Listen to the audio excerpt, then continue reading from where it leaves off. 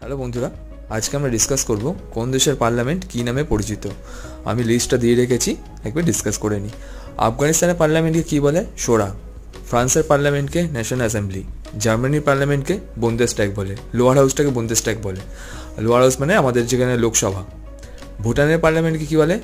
সংধু। জাপানের ডায়েট। ইসরায়েলের Knesset.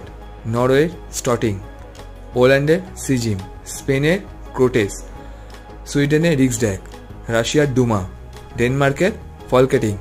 Iran, Malaysia, মালদ্বীপ তিনটেরই মজলিস নামে পরিচিত পার্লামেন্টটা।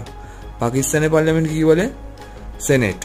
ইন্ডিয়ার পার্লামেন্টকে পার্লামেন্টই বলে বা সংসদ ভবন বলে।